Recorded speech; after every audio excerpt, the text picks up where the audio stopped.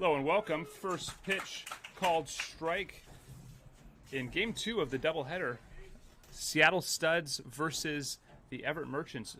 Josh Berry, bunt shown, it's a good one. Johnson, the throw over, and it is not in time. Base hit.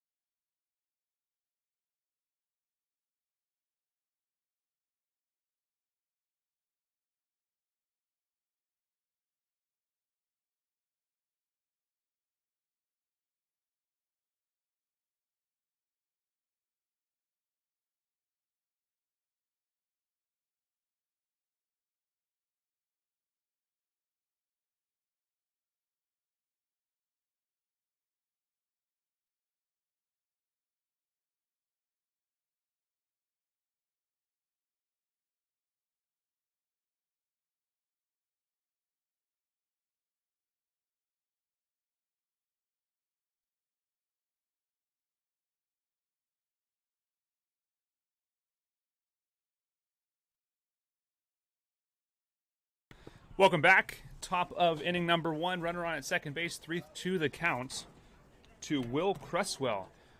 I'm joined by Preston Dwoskin. Longtime scoreboard operator. Foul tip for strike 3 for out number 2. Preston, thanks for joining me in the booth today. Absolutely. Thanks for the honor to participate in this broadcast. Looking forward to talking about a special person, and glad we can be together to do it. A little warm day, but we'll get through it. We're scheduled for 9 innings. We'll see how long. We'll see what we can come up with in a 9-inning game.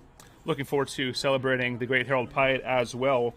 You presented him with a plaque. We'll get an image of that up here in the next half inning or so that the people at home can see what you presented. If you weren't here for the plaque presentation, that video is available on our YouTube channel.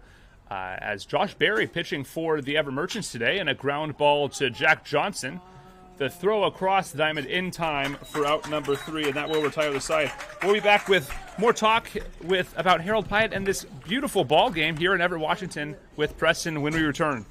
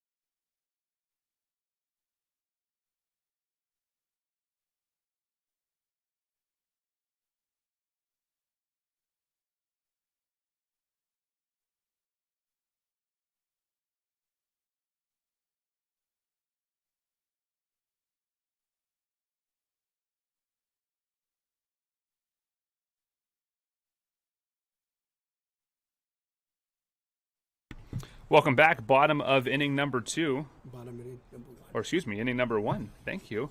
Joined by Preston as starter Bryce Foster on the mound for the Seattle Cheney Studs. Foster yet to appear for the Studs in this PIL campaign, so we'll see him for the first time. He's leading off or facing Anthony Andrews.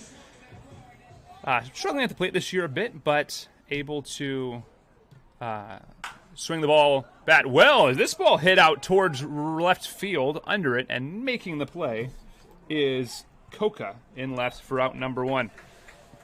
So, Preston, you presented, and we will get an image of this up in the next half inning if I can figure out how to make technology work today. It's been a bit of a struggle.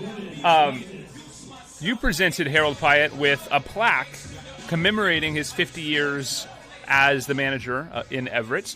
What was your motivation for getting this plaque? Tell us the story about how you came about deciding to give Harold this plaque and all of that. I met Harold about 15 years ago from my old my baseball coach. I played for the Outlaw Baseball, and he was the manager for that team, and he grew up with Harold because they worked at the same job as the Longshoremen Union, and he would come and volunteer his time and run the scoreboard. And so I decided I wanted to come. He invited me to a Merchant game, and I came to one game, and I didn't know what I was going to get myself into. Introduced me to Harold, and from there things took off. Better than greater, best man I've ever met. I felt really compelled to give this to him because this is something that he truly deserved for 50 years of putting it in. So it was my idea. Absolutely. Harold is a fantastic ambassador for the game of baseball. He has gotten a number of people involved in the game in a variety of ways. Scoreboard is a great way to get. This is how he got a lot of people into the game. As this ball popped up to shorts, out making the play is a leaping grab by Tripoli, and that will retire the side. Merchants go in order. When we come back, more talk about Harold Pyatt, and Josh Berry looks to keep the scoreboard clean. We head to the top of inning number 2.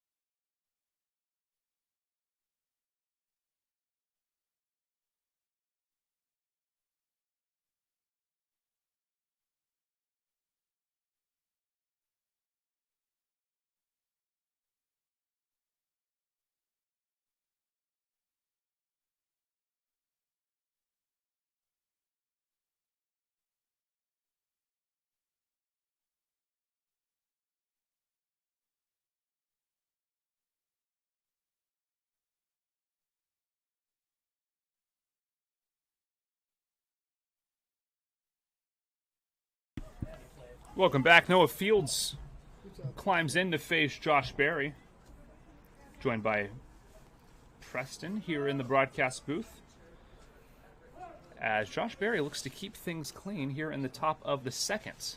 First pitch is just a bit outside and high for ball 2. Preston, you were telling me the story about how you met Harold. How long ago would you say that was? 15 years ago. That ball hammered out towards center field. Anthony Andrews on the run, and he can't make the play. It's going to get all the way to the wall. Noah Fields digging for second. He'll get there standing.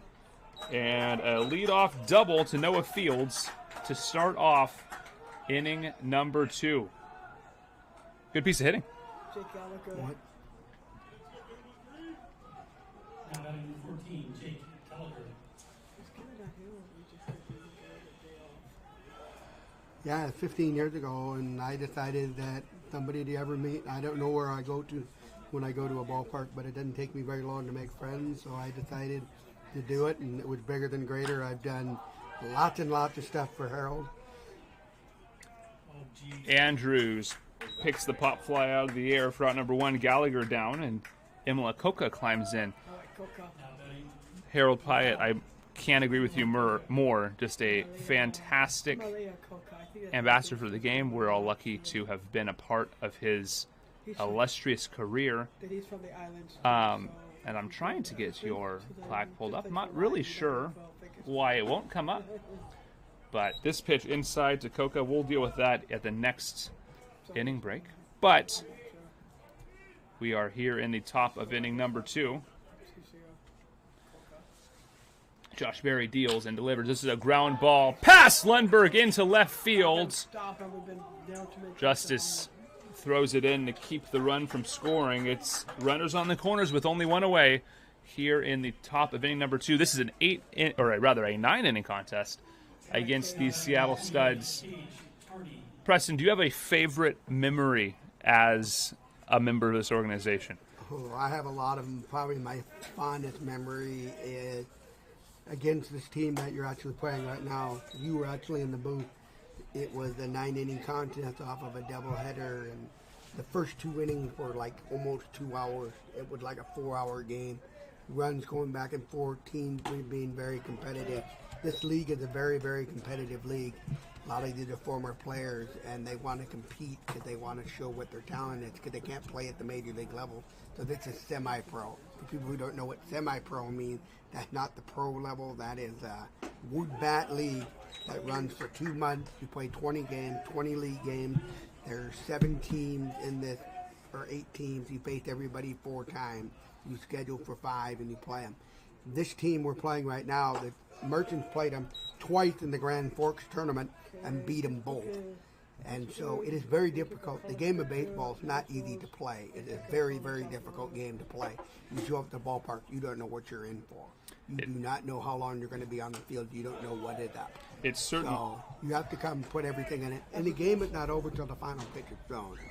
I was in a uniform for 7 years before this and haven't played with any of these players, but I know what the game is. So it's a very tricky game to play. It absolutely is. As Josh Berry battling here is 3-2 with 1 away and runners on the corners. Berry looking for a ground ball double play to get out of the inning.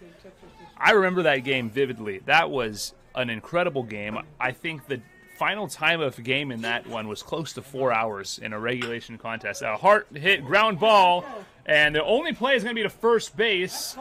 5-3 RBI ground outs, and the Studs will pick up a run. It's 1-0 Seattle here in the top of inning number 2. Early offense for the Studs. It'll bring up Trevor Tripoli.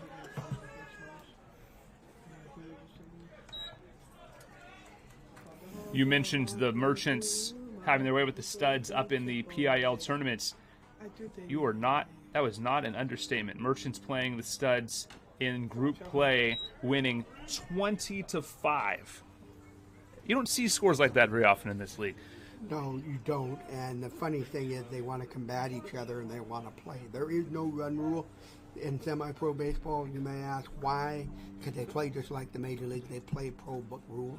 So everything is almost the same. There is no pitch clock because they can't do the technology. But there is the mound rule. You can only go to the mound 5 times as catcher or manager. After that, you can only make a pitching change. But everything is similar to Major League Baseball, except for the pitching aspect of it with the clock, because there's no way to implement it. Yeah, we were discussing that when we had Jacob Bansberg on the broadcast, the different rules in this league. You're exactly right. It's exactly pro book with a couple exceptions, pitch clock being one, mound disengagements being one. And that's a swing and a miss for strike 3. And that will retire the side. Merchants trail by 1 as the Studs pick up a run. And we head to the bottom of the second inning, 1-0 Seattle.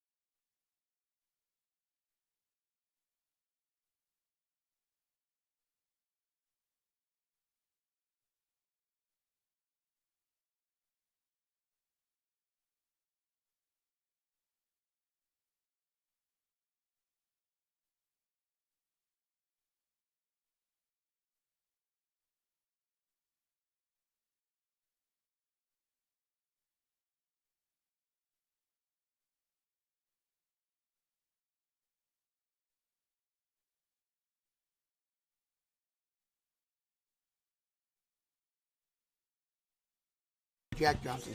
Welcome back. Jack Johnson leading things off here in the bottom of inning number 2.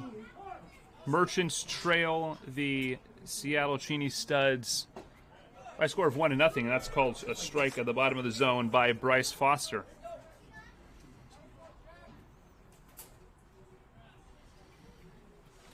As this ball popped well foul.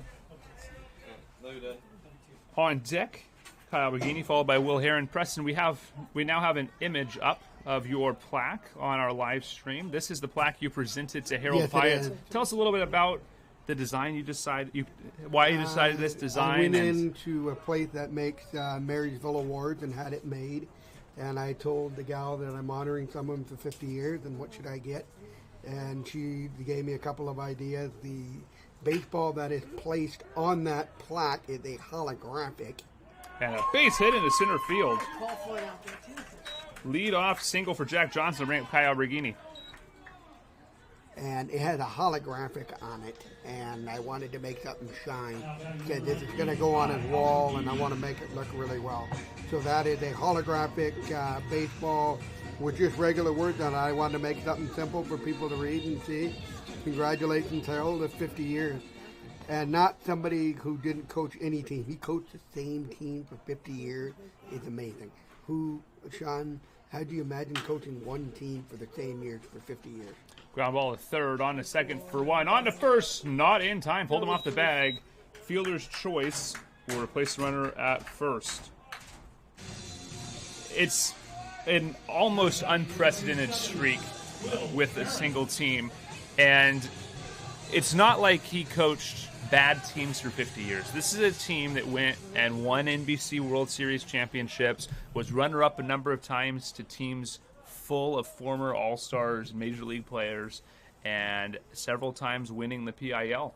I remember my first few years broadcasting for this team, we would play teams in the West Coast League often as part of our non-conference play, a league regularly, or that's often thought to be of higher quality than the PIL, and the Merchants would win most, if not all, of those games every season. So finding a way to put together rosters of mostly junior college and Divisions 2 and 3 players that are able to go on take on teams made up of primarily Division 1 players is quite impressive. As a fly ball to right field, handled by Fields for out number 2.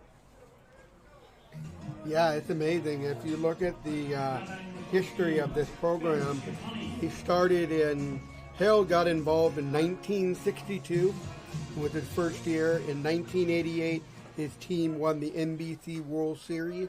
That is the National Baseball League in Wichita, Kansas. This team has gone twice. One time they played former Major League players, Roy Halladay, and all of them. They ended up on national TV. But that is the biggest tournament in Wichita. Ooh, and Kai gets hit, or rather Gunnar Shiotani gets hit on the leading elbow there. 2 on with 2 away. That's a huge tournament. It's not quite as big as it used to be, but when Harold Pyatt and these teams were going and making championship games, it was the biggest tournament you could get into as a summer league baseball team. And as you mentioned, they went up against some of the biggest names in baseball and quite nearly won that game against that Roy Halladay team. Yeah, I remember that game very well. We ended up not winning it. We scored 1 run. It was a 10-1, I believe, was the final. But just the aspect of playing on national TV, getting the opportunity to be exposed, getting your opportunity to be around big pro guys. They're all former players just getting together to play in it. And they don't play all the time, so you don't know what you're going to get. And that was quite an experience. But that is one of, it used to be a really big deal down there. That ball drops. Delisle's RBI single, and we're tied. Lucas Delisle ties the ball game. Merchants pull even 1-1 here in the bottom of the second inning. Apologies for the interruptions there, Preston. But what a piece of hitting that's for a nice hit Delisle. and way to get yourself on the board. But yeah, absolutely. World Baseball thing in Wichita used to be huge. It still is, but it is not as big now because there's not big teams there. They're just teams that want to go. It is a very, very expensive tournament. It's almost 20 grand because you have to do airfare, everything. And when Harold did it, he did most of that out of his pocket because a lot of people could not pay for it. Even with the fees you have to play here, it still costs money to do anything. And Harold was the man who wanted to give. He wanted to give back to the game. He wanted to make it the aspect of you getting here. That's why you did not have to pay very much to even get into a uniform today. A lot of teams, you have to pay a lot. Wild pitch. Delisles will sneak up to second base. 2 in scoring position now for Braden Lundberg. Missed a few games with an injury, but back in the lineup tonight. And his bat is a welcome return as he's swung the bat quite well this season. 2-1 pitch on the way. It's upstairs, 3-1. Yeah, big tournament out there in Wichita. Remember, and you're right. That championship game that they ended up losing is that ball gets through. Wild pitch, scores another run. Merchants on top now, 2-1. As the sloppy play we saw in the first game by both squads continuing here, and the Merchants taking advantage, 2-1 lead here in the second inning. Remember, one of the crowning or the more famous things about that tournament in Wichita, and this ball fouled away. Full count, 3-2.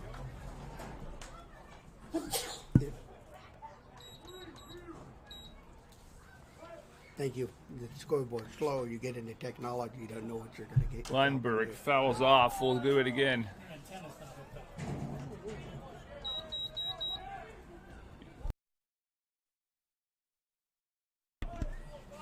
Lundberg looking to drive in another run here. And he'll take ball 4 inside. If I was a home plate umpire, that is a 50-50 call. As a former player, I will tell you that you want to be consistent. In a game of baseball, you want to be consistent. You ask for consistent. We'll find out later in the game if he continues to get that call. But that's a good take by him because you make the next batter go. You have runners on at the corner. You're going to force your pitcher to have to throw strikes here. And Andrews up for the second time this game. That ball a little bit low, 1-0.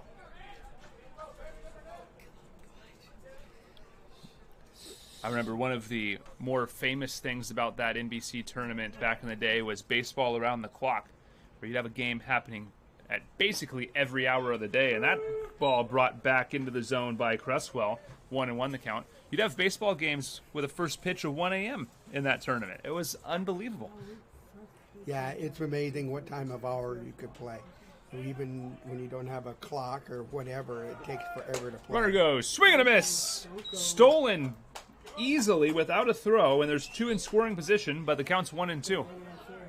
I love this base running by the Merchants, using their speed, putting the defense under pressure. Yep. And now making stuff happen, putting the game in motion. Harold doesn't just like to sit there. He wants to put the game in motion because he wants to force the other team to do it. We have not been doing that lately. And so one of the things we want to do is continue doing it. The Seattle Set is a very good team. They have very, very good players here, but you've got to want to move the baseball around. It will not be an easy game to get. They're going to go back and forth. Merchants due for an offensive outburst, leading the PIL in runs per game, but only scoring 1 in their last 2 contests. Now, the last game was only a 7-inning affair, but still a drought that we haven't seen this year. And 3-2 now. Lundberg will likely be on the move at second base. Here's the pitch. And a called strike 3 at the knees. That was a borderline pitch, but it winced the way of the Cheney Studs. And we head to the top of the 3rd inning where the Merchants add on 2 runs. 2-1 Merchants lead as we head to the 3rd.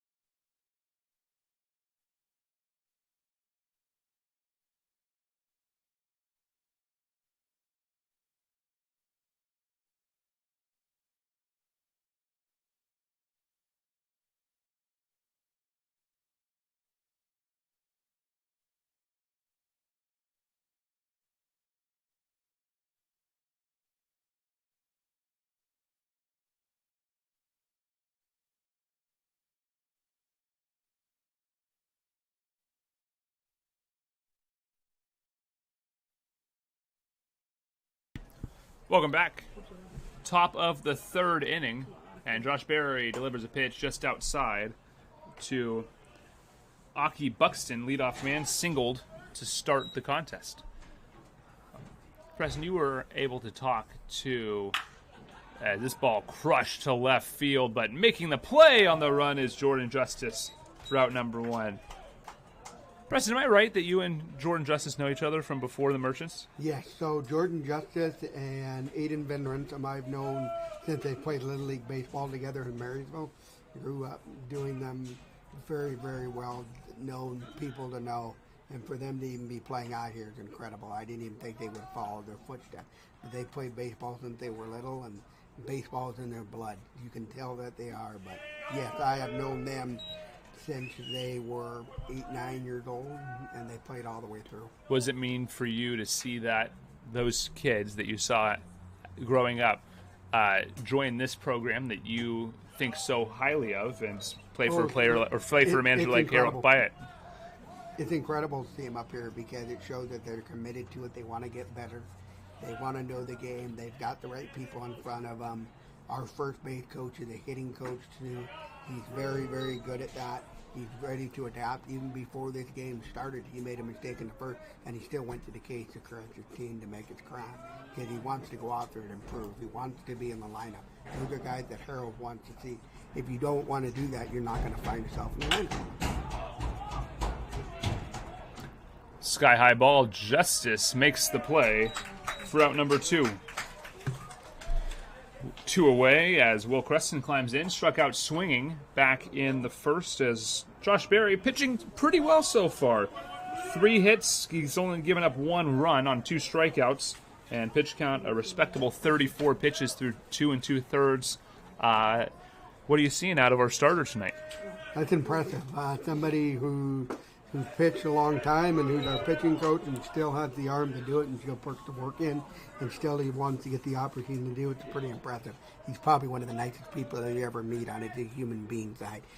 For those who don't know that are listening, he owns Base Pros up in Mount Vernon. He's a part-time owner, and he teaches pitching coaches on a daily basis. He teaches kids and young youth to do it, and he just put a building together, and they could do small games in there, but he loves getting back. He loves to get our youth involved. He is absolutely a champ. He is going to be the next head coach for the Everett Merchants after Harold leaves at the end of this year. He is going to take the reins. Harold is not even going to be in uniform. The plan for Harold is to be in the back of the scene and for Josh Berry and Bo Blacken to take it. But there are some financial givens that have to do it because the Everett Merchants are owned by Harold. The naming rights are owned by him. And strike we can 3 talk a called. little bit more about that in the bottom of the half. I believe that was an official announcement, by the way. We had not discussed that before on the broadcast, but we will talk more about that in the bottom half of the third inning. Merchants on top 2-1 after a 1-2-3 inning by pitching coach Josh Berry.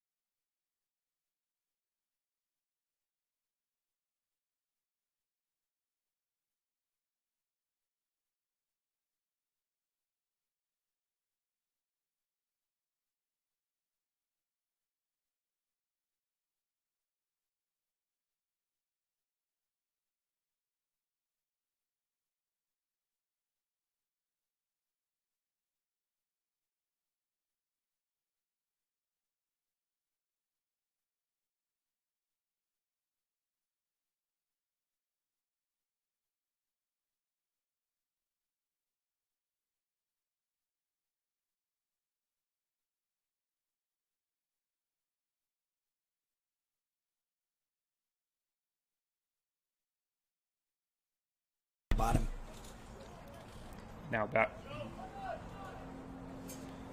batting. Oh, why is that not working? I am though.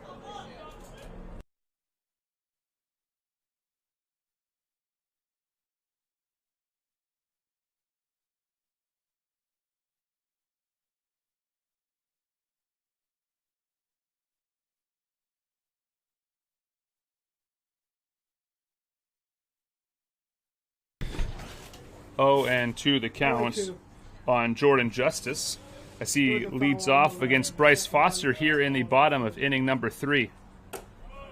And a taken ball. 1 and 2. Aaron Barber on deck. Jack Johnson up next as he got a swing and a miss for strike 3. Out number 1 will bring up Aaron Barber. Preston mentioned in the top half of the frame that Bo Blacken and Josh Berry will be taking over this program next season. That is the current plan for the program. And Preston, I don't know about you, but I feel like those are 2 excellent people to take over this storied program. They've played the game. They know what to do. They want to create an atmosphere for people to come and see a game. They want to develop players for the next level. Harold has developed over 100 players. If you heard in the speech when he gave it, over 100 players have been called up to the majors. Tripoli's throw not in time. Infield single for Aaron Barber. Merchants with a base runner here in the bottom of the 3rd inning. Yeah, I believe he said, 10 major league players and 100 that played in pro ball of some kind. An unbelievable level of success. If you average that out, that's 110 players. Or if you add those together, 110 players in 50 years, that's over 2 players per team that made it up to the major leagues, or up to professional ball at some level. Yeah, it's incredible to look at it, to be knowing that you could develop players and do it. Even today, while sitting here, he's doing it. Makes you think about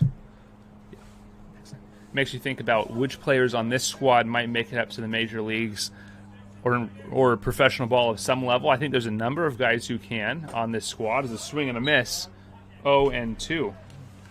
The Merchants, again, a very deep lineup, very good pitching staff. It's one of the stronger teams I've seen Harold put together. What a way for him to go out after 50 years. Yeah, every year he gets players from all over. There's people that come from out of state that we have to do what's called host families to get them here because we want to keep them here.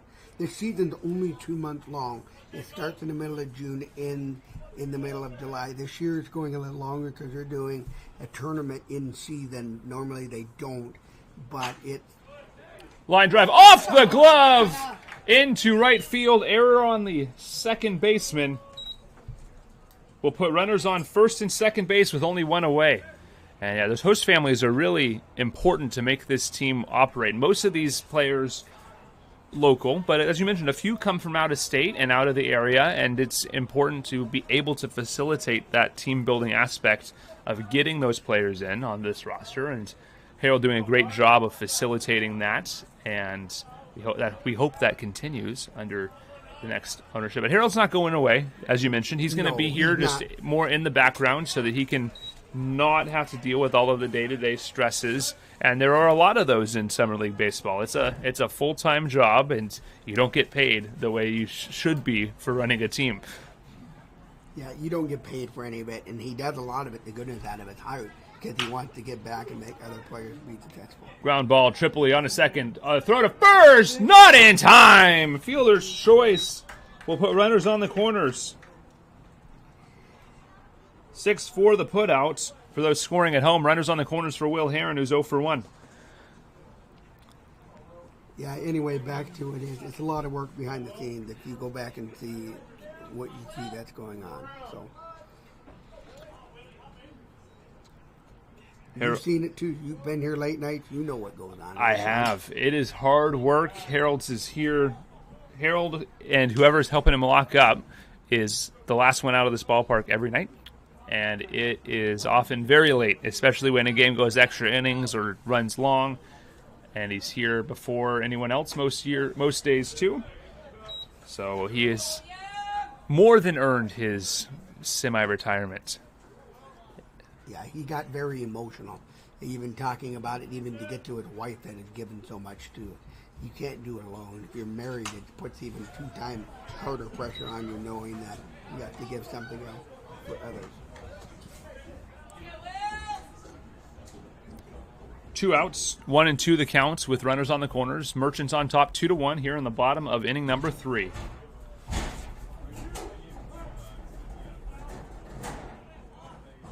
Will Heron looking driving to run. Here's the pitch, fouled off. We'll do it again.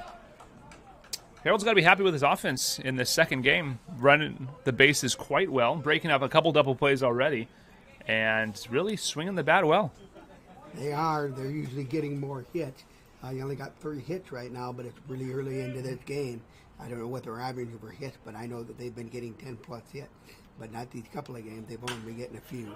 Well hit ball to right field, but right to Noah Fields for out number 3. Merchants strand a pair. We head to the top of the 4th inning. Merchants on top of the Studs, 2-1.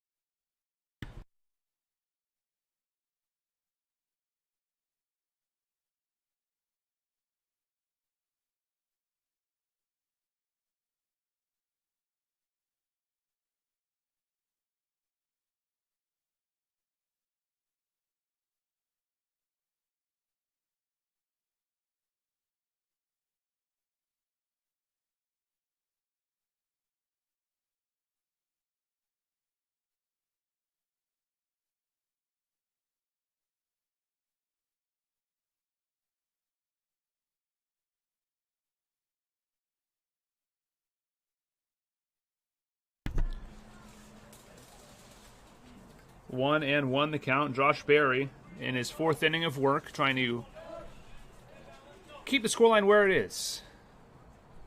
Pitch inside, nearly hitting him. Count is 2-1.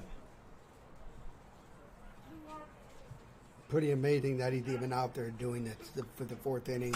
He's got 40 pitches, but he wants to pitch for the game. Ball punished, but caught on the run! Kai Alberghini bailing out his pitcher, and an outstanding play. That right there for out was number 1. That right there was an amazing play because he started late, but he got under hook and he just jumped right that fence. Looked like if he wanted to keep running, he could jump right over that fence. That is an amazing catch out there. Like Ichiro out there in right field. Yeah. Here's the first pitch to Noah Fields. Swing and a miss on the breaking ball. Come on, Noah. Doubled and scored in the 2nd inning.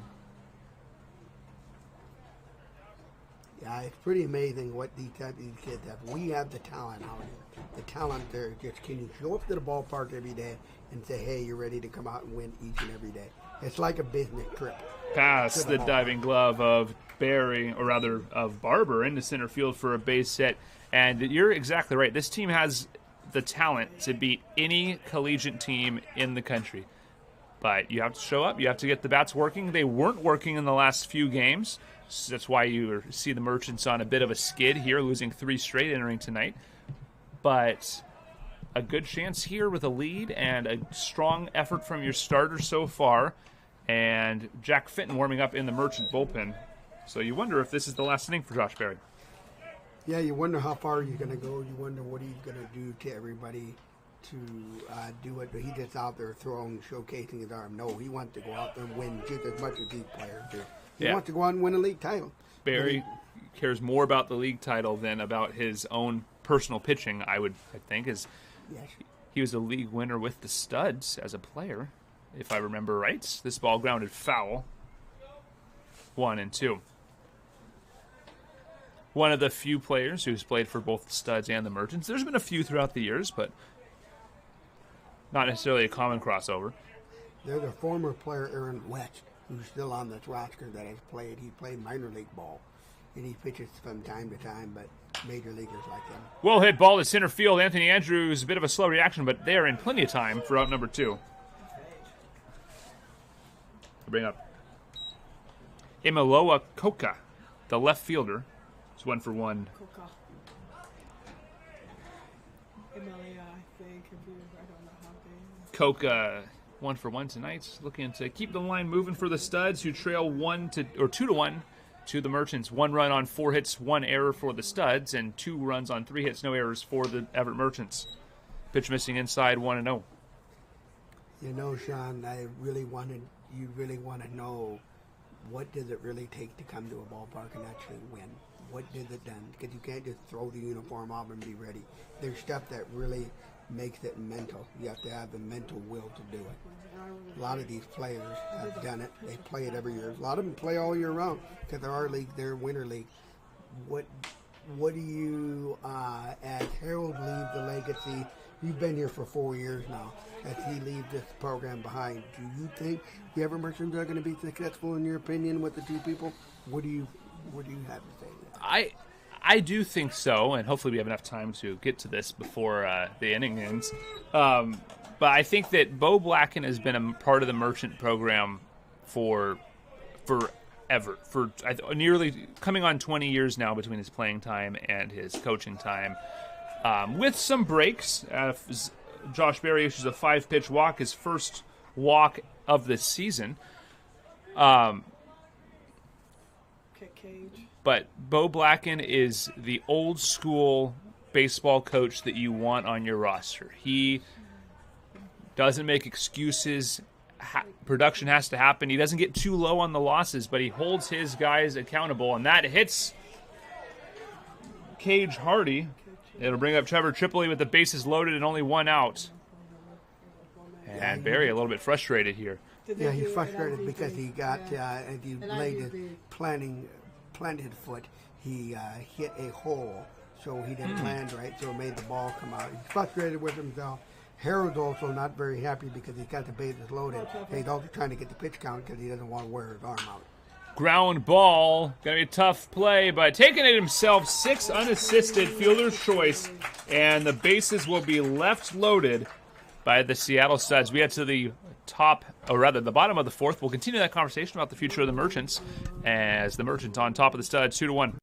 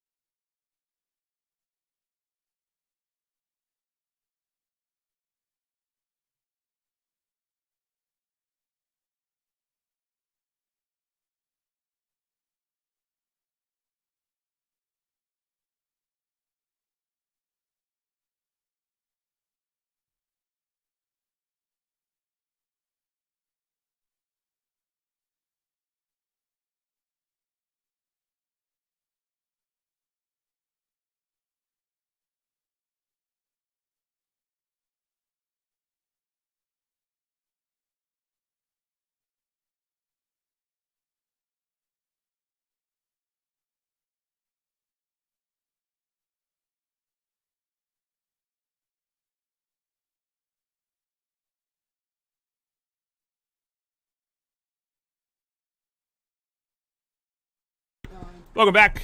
Bottom of the 4th inning, Merchants on top of the Seattle Studs by a score of 2-1.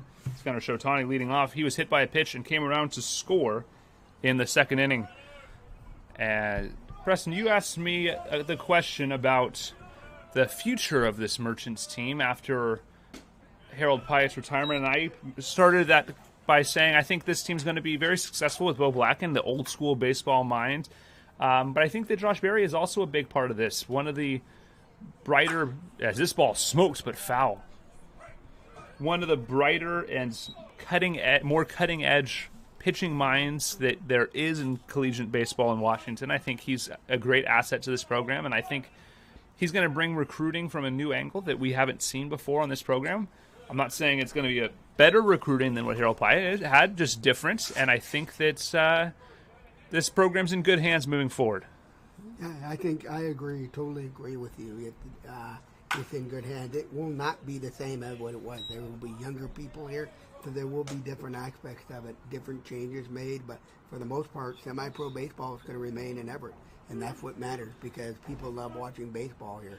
Imagine not having baseball in Snohomish County or semi-pro. If it wasn't for the Everett Merchants, they would not be semi-pro right now because Harold is the one that created it. Exactly right, and it would move the PIL further south if you get rid of that.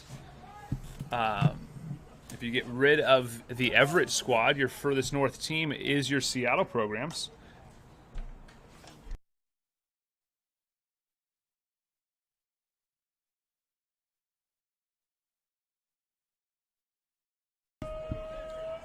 Gunnar Shotani 2-2 the count. Lucas Delisle on deck. Here's the pitch. It's a line drive, base hit up the middle. Oh, wow, what a play. Shoveled to short, but no throw. Some razzle-dazzle, but a single to second is the end result. Man on first base with nobody out. It'll bring up Lucas Delisle, the designated hitter.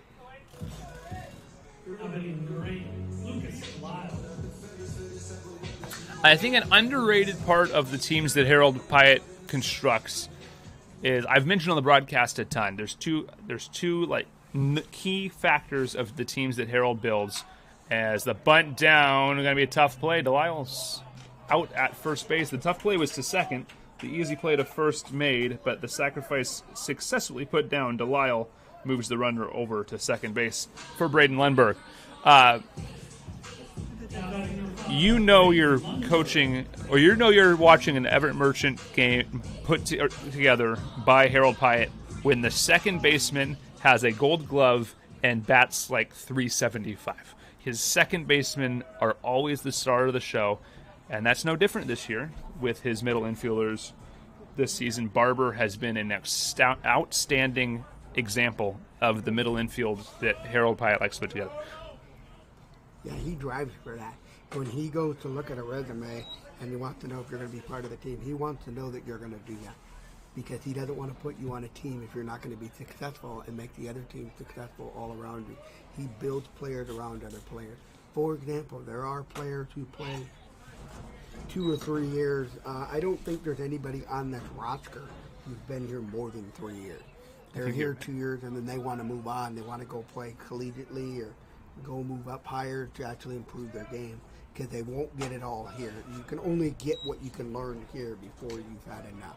I don't believe there's anybody that I'm aware of. Are you aware of anybody who's played more than 3 years, or how long somebody's actually played here? I don't think there's anyone that's played more than 3 years on this roster. I think there's been a few pitchers in the past who've stuck around for a little bit longer than that before, but not on this roster. But it's generally a good rule of thumb on these teams that you might be around for a couple years, but it's good to, even if you could learn more, it's good to learn from different coaches sometimes as well. As a ground ball to short, the throw across the diamond is just in time for the out. Out number 2 brings up leadoff man Anthony Andrews with the runner on at second base. See what the Merchants can do here. Runner in scoring position. And the breeze blowing out quite nicely towards center field, right center field. See if this ball can fly a little bit. Justice on deck if he's needed. Foster comes home, and it's a well-hit ball to left field.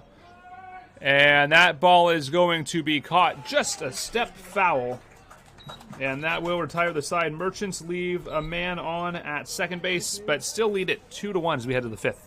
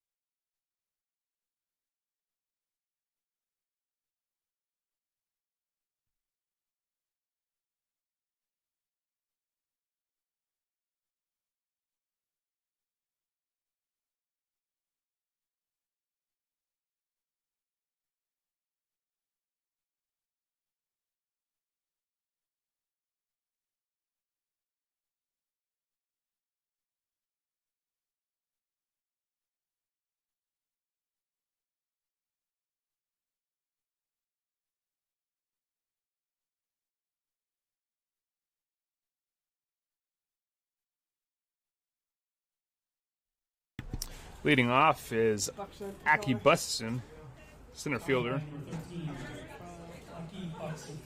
Buxton 1 for 2 tonight with a single. As Josh Berry back out on the mound for his 5th inning of work, facing the center fielder. Buxton 256 hitter this season, 3 doubles, 2 triples, bunt shown, pulled back, taken for a ball. Good speed, 5 stolen bases, only caught once. Berry, it's a ground ball, snagged by Johnson. Can he get out of the glove? He can. 5-3 the putouts. Great play at third base by Jack Johnson, picking up his coach. And there's one away. That right there was a gold blade play. He didn't hesitate. He went right to the ball, picked it up, and said, hey, I know where I need to be. He scooped immediately. A lot of players like to hesitate in baseball and not go to the direction of the ball. Right there, most of that at this level would be there, but some players would hesitate. That is an excellent play. He is a very, very, very good baseball player when it comes to fielding. Morishige swings and misses over that. Shades of Kyle Seager for Mariners fans old enough to remember Kyle Seager. He reminds me very well of Kyle. Kyle was a very good player. A lot of people turn on the TV and want to watch the pros because they want to be like that. But to see him out here performing like that is great. That's what you do on a daily basis to get yourself better. It makes you look good. It makes everybody done. His parents always come and support him. He's never alone. When parents come to support him, your athlete is going to be better. He is a very well-rounded athlete. Absolutely. Parent support is so huge for athletes at every level, but especially at the amateur ranks in high school and college. As Josh Berry ahead 1-2, that ball missing low and inside. Berry up to 59 pitches. This will be his 60th, but 37 strikes. He's been pounding the zone.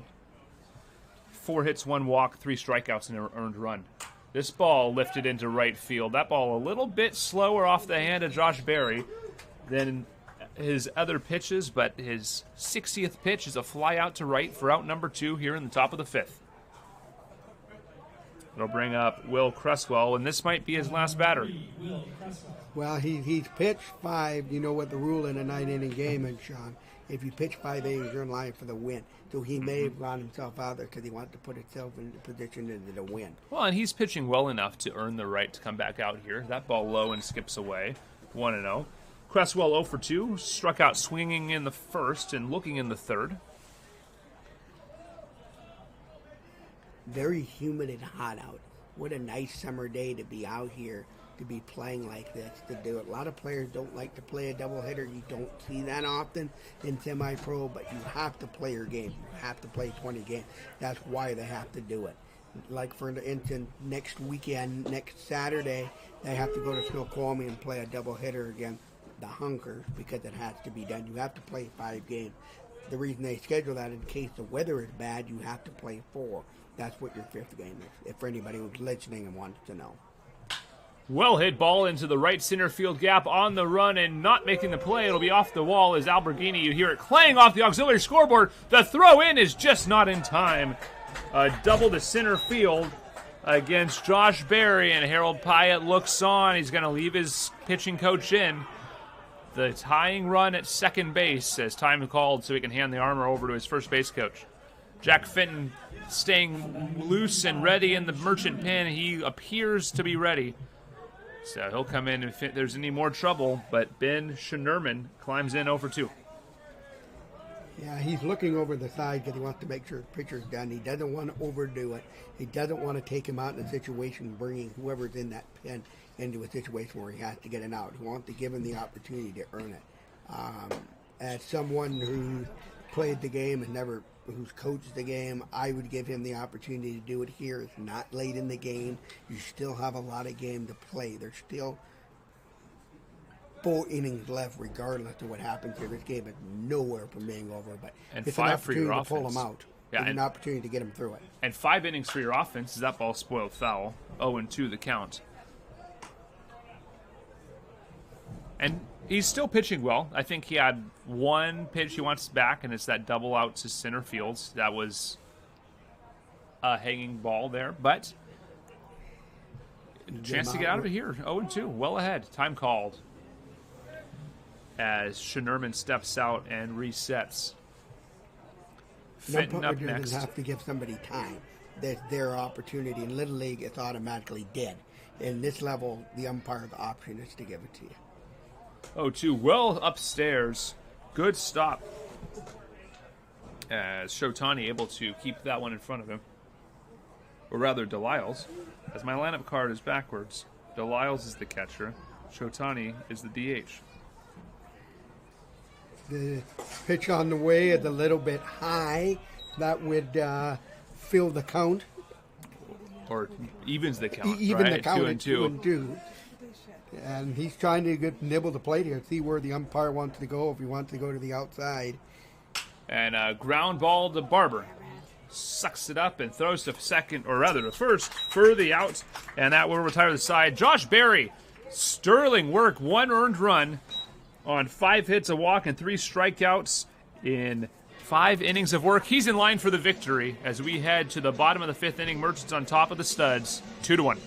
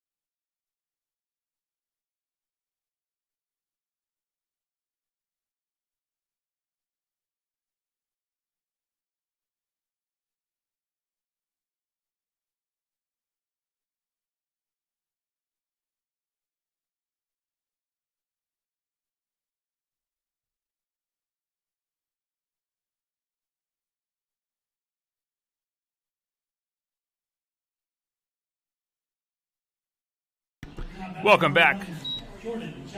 Bottom of the 5th inning, Merchants on top of the Seattle Studs by a score of 2-1 as Jordan Justice leads off and swings and misses for strike 1.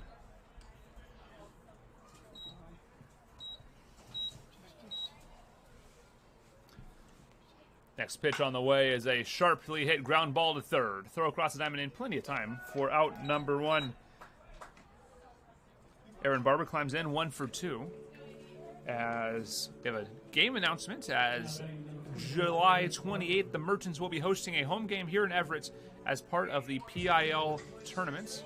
That game will maybe be broadcast on the YouTube channel. I don't know for sure. I have to look into some logistics for that. But we will have updates on our social media feed one way or the other. That ball misses outside to lefty second baseman Aaron Barber. We won't know who our opponent is until we get into the tournament, but every PIL team has to host one game. That is all I know. I don't know no other details. It's exciting that a tournament is back in the PIL. I remember hearing about the tournaments of years past before I was a member of the broadcasting crew. As that ball fouled off, 2-1 the counts to the second baseman Aaron Barber with Jack Johnson on deck. A number of excellent pieces on Herald's bench should he need them.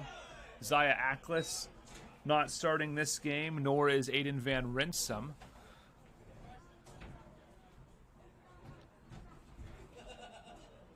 So Jonah Scholl, the speedster, is this ball laced into right center field for a base hit. Barber's going to dig for two, and trouble digging it out by the wall. It'll be a standing double for Aaron Barber.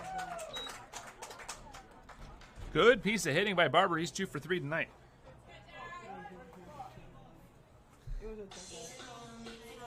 .362 batting average on the season.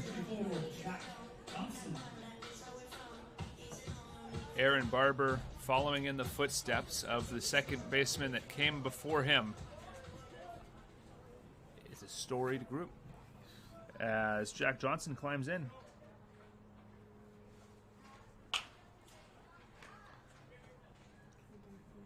Throw to first in time on the ground out.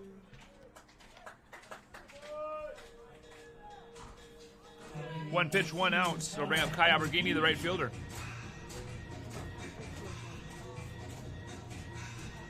Action in the pin for the Seattle Studs.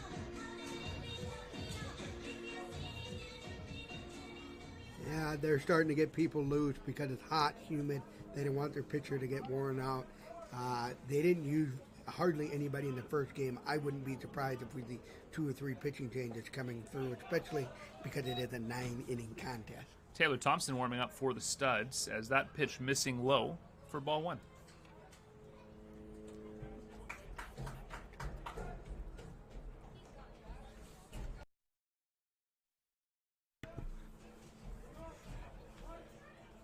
Barber on at second base. Alberghini swings and pops it foul, out of play, 1-1. Will Heron on deck. Gunnar Shotani in the hole should he be needed, but there's 2 away.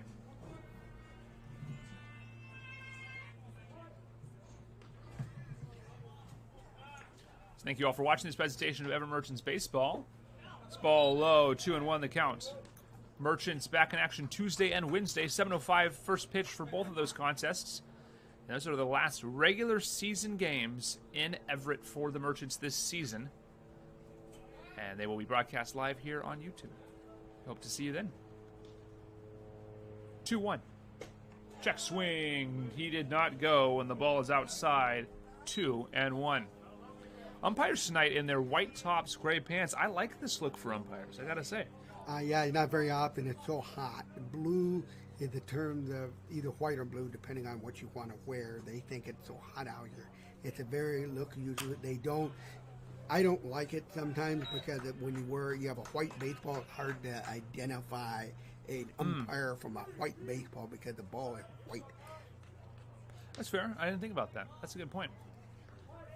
Pull count with 2 away. Barber will likely move. From the stretch, here's the pitch. It's a ground ball to third. Fair ball. The throw to first, not in time, and he throws it away. Base hit plus an error. Base hit at 85. So, Kai Alberghini reaching on a base hit and then advancing on an error. Now batting number 37, Will Heron. So runners on second and third with 2 away for Will Heron.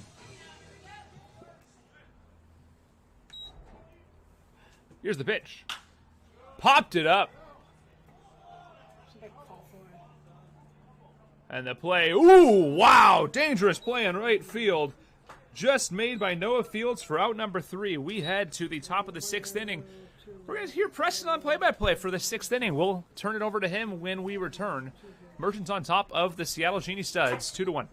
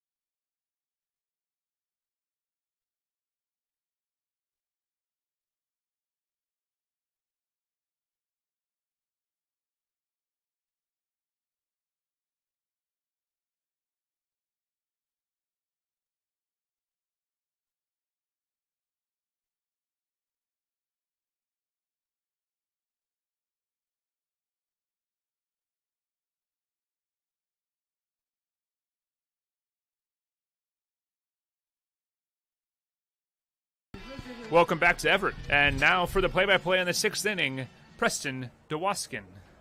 Hi there, welcome back. We have a new pitcher for the Everett Merchants, but before we can even get going, the home plate umpire is going to come out and take a look at something on Mr. Fitton's hand. While he is doing that, Sean can go ahead and give us the stat for this pitcher on the mound, please. Thank you, Preston. And Jack Fitton has an ERA of 5.06, 4 appearances, 2 starts, 10 and 2/3 innings pitched. He's given up 6 runs all earned on 13 hits, 8 walks, 8 strikeouts, and a 1-1 record. And it appears the issue on the mound has been resolved. Yeah, leading off for the Seattle Stud is Noah Field is at the plate. Here comes the first pitch on the way. It is down low for a ball, 1 ball and no strikes. The Seattle Studs continue to getting loose into the bullpen. Not anymore. 3 guys just standing on the mound waiting. As the 0-1 pitch delivery on the way is swung on and foul ball on the first base line. And the count is now 1-1. 1-1 count on Noah Fields. 2 for 2 tonight with this double and a run scored. So a good outing tonight for Noah Fields. A really good outing as we try and go 1-2-3 here to see if we can get the Merchant bats going. As the 1-1 pitch on the way. Inside, barely hits him, but he turns out of the way. And Noah is taking a head down saying, wow, that was close. The count now is in favor of the batter. It's 2-1. As he comes out of the windup with the 2-1 pitch on the way. Swung on, base hit up the middle. And Noah will turn towards, he's going to act like he's going, but he's going back to first base. And that will bring up the next man in the batting order, which is number 14. Jake Gallagher up to bat for the Studs. Gallagher 0 for 2 tonight with a pair of flyouts to center field.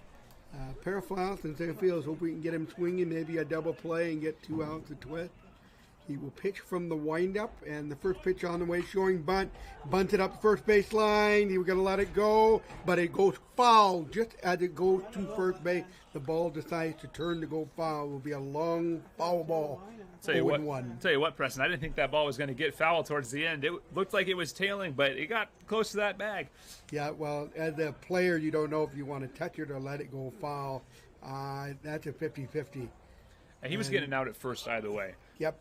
At the pitch, he's showing bunt. He looks up, pulls it away. That ball is high, and it evens the count at 1-1. Jack Johnson is coming in, preparing for a bunt, knowing that if it goes to him, he may go to the fourth for second. As the pitch on the way, back to first base. barely getting in there. Tell you, that is something the Merchants have excelled at this year. Their move to first has been good. Yep. As he goes into the wine, he's showing bunt. Jack coming in, pitches it, pulls it back. Umpire calls a strike 2, so he's going to be swinging away. The third base coach for the Suds didn't like that call, but it's the way it goes. 1 and 2 on the way back to first base, diving and getting in, and the count remains what it is. People may ask, are there limits to throwovers? Not in this league, there's not. You get unlimited. And the pitch on the way, it swung on, foul ball on the first base side, and the count remains 1 and 2. Hey, Sean, would you think there should be throwover limit, or do you think they should have unlimited? What is your opinion on that? You know, I think that if you're going to have the throwover limit, the pitch clock should be included too, as that's a hit by pitch.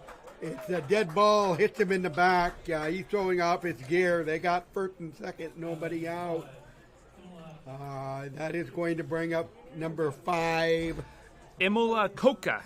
Imola Atoka is coming up. He could play small ball. Coca 1 for 1 with a single and a walk. So productive at bats so far tonight. Yep, nobody out. He's going to have to pitch from the wine. And he gets the sign from the catcher, and he is ready in his wine, and the pitch on the way, showing bunt. Bunted to the pitcher, looks to third, but has to go to first. Comes off that bag, but he makes the play in time. Runners advance. Second and third, and 1 down. Suds do the work. Let's see if we can come up with a strikeout here and get your ways out. Who's coming up now? Cage Hardy up to bat, 0 for 1 with a hit by pitch and a ground out RBI. So another couple of good productive at bats. Lots of productive at bats for the Studs, but they've been able to strand the runners as the infield is in for a play at the plate. Yep, and the first pitch is high. It's 1-0. He will pitch from the windup, and he gets the sign and he deals. It is swung on, foul ball into the stands. A lot of foul balls today. They're hacking at it because they want to get a pitch they like to drive.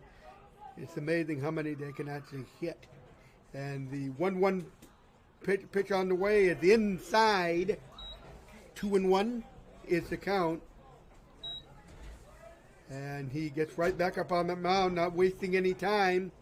And he deals. Here's the 2-1 pitch. Swung on to center field, coming in, running in. They're going to convert. The ball's going to drop in between them. The guy, he's going to come home from third. We have a tie ball game, 2-2. Runners on at the corner. That would bring up number 18. Who do we have, Sean? Number 18 is Trevor Tripoli as the Studs tie the ball game on the single to center field in front of Anthony Andrews. So tie ball game, runners on the corners. We got a brand new ball game. We got a brand new ball game. Anything can happen, but this game is all tied up at 2-2. At the pitch, he swung the first pitch over the pitcher's head. It's going to be a tough play. He goes to first in time, but the run count. The Suds are going to have the lead 3-2 with the manner in scoring position with 2 outs. And bringing up the next man to the plate, which would be number 13. Aki Buxton, center fielder, 1 for 3 tonight. And Preston, I've got to admit something slightly embarrassing right now. I fist bumped in the press box because I thought there were 2 outs. There were not 2 outs, and the Studs take the lead. Yep, they had the lead. And it's back to the top of the order. See if we can limit the damage. Pitches a little bit outside for ball 1. You know, baseball, Sean, is a complicated game. You're not going to win it all in one inning. It takes all 9 guys. It takes the whole bench to do. The Merchants are now going to have to try and come from back behind again to try and produce. As the 1-0 pitch on the way is a little bit outside. That umpire, being what he wants to be consistent, it's 2-0. Really good game today. Both teams really putting it in, huh? They certainly are. Just playing the top of the 6th inning. As you mentioned, lots of opportunities for the Merchants, but 2-0 pitch on the way, half a swing. He goes to Barber. He's going to have to pick it up, close play. It's up to the umpire. Umpire called him out. Well, however, the Seattle Studs pick up 2 runs on a couple of hits, and there were no errors. We've played 5.5 innings in a 9-inning game. It's the Merchants. It is the Studs 3 and the Merchants 2. Come back to the bottom of the 6th inning right after this.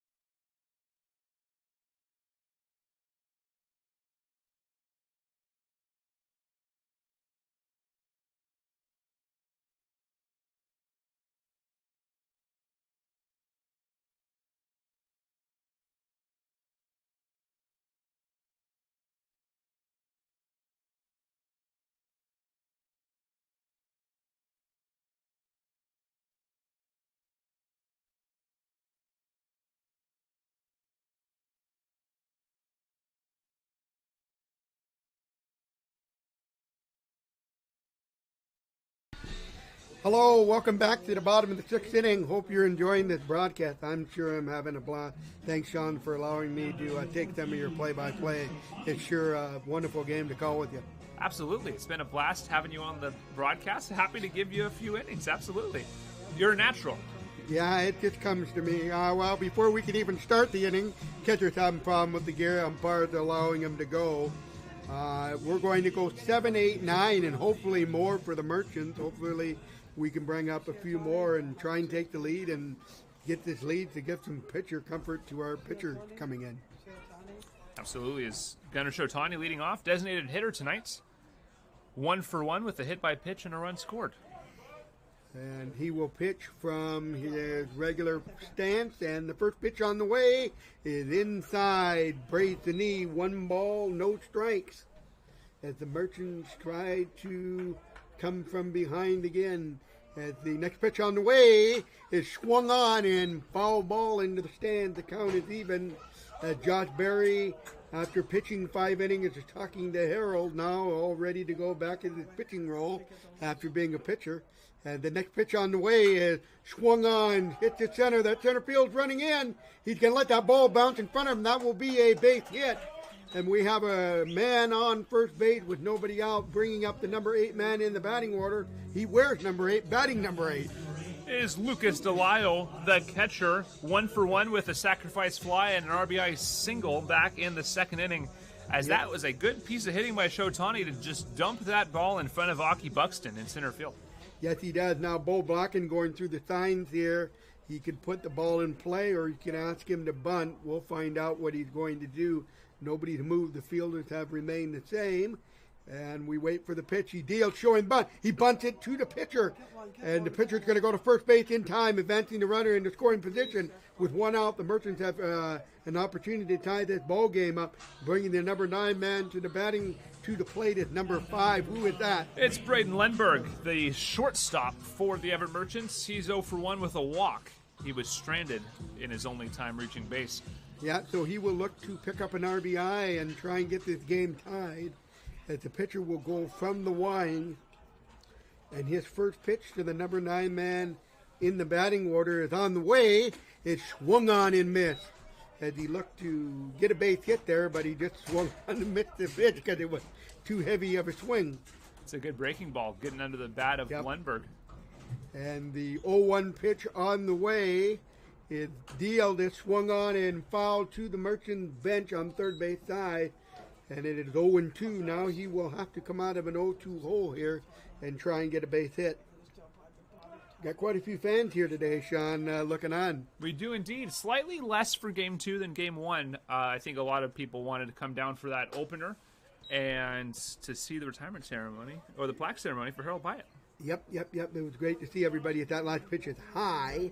And it is a 1-2 pitch on the coming to the number 9 man in the batting order. As the pitcher is set, he is waiting, looks over second, and throws home. Swung on to third baseman. He looks it over, throws it over to first. In time, runner does not advance. 2 outs, and that would bring us back to the top of the order for the Everett Merchants. It's number 10, Anthony Andrews, center fielder. 0 for 3 tonight with a strikeout. I'd like to see him get a piece of a good at-bat in here, drive in a run, and tie this ballgame up. Yeah, he's 0 for 3, but 0 for 3 doesn't mean you can't help yourself and get a base hit and try and tie his ball game up. He's up for the 4th time through the batting order here. As the first pitch on the way, it's swung on and missed at a high fastball. 0-1. And Preston, you mentioned 4th time through the lineup. The stats in Major League Baseball is bad for pitchers in the 4th time through the lineup. In Collegiate League, it's just as bad. This ball swung on, chopped to the pitcher. He throws it in time. Well, the Merchants strand the tie run out at second base. We played 6 innings to plate in downtown Everett. Glad you're with us. If we move to the 7th inning, it's 3-2 in favor of Studs.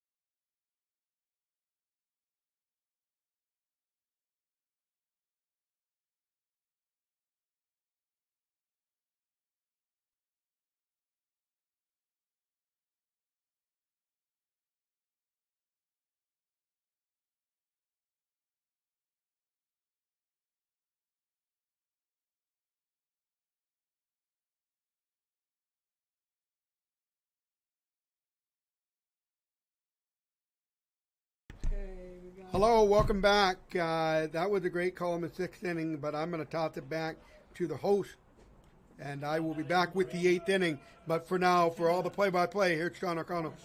Thank you, Preston.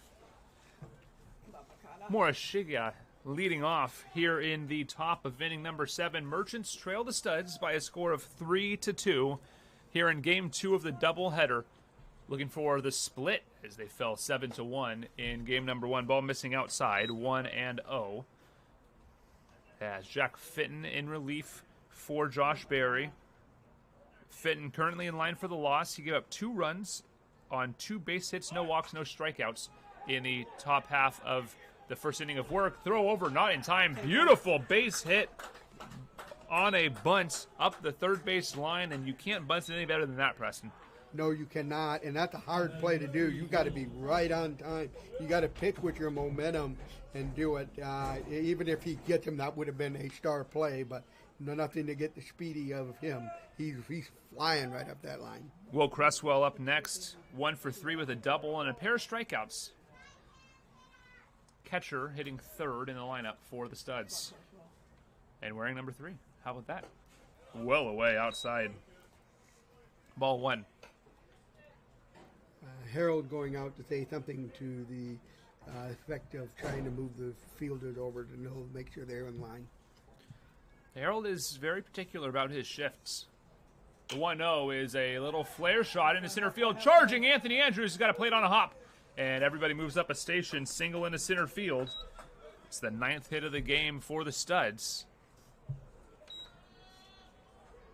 Now batting number 35, Ben Sherman. And you got Harold coming out to the mound. He could be looking to make a move.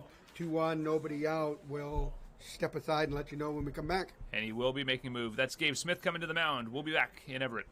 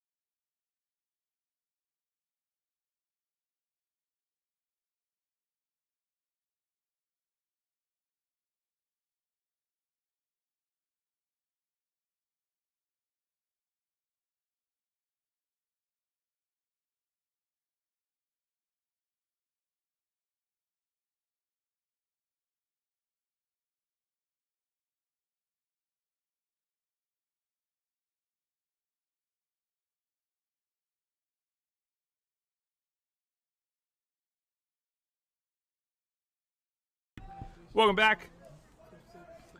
Ben Shinnerman will hit with nobody out and 2 on, facing new Merchant pitcher Gabe Smith. Come on, Ben. Smith, 1 appearance on the season, a scoreless inning of relief, 1 walk, 1 strikeout. Corners in for the bunt. Bunt shown, pulled back, taken for a called strike of the knees. Big pitch. So important to get that first strike against a batter that's bunting. Removes all margin of error.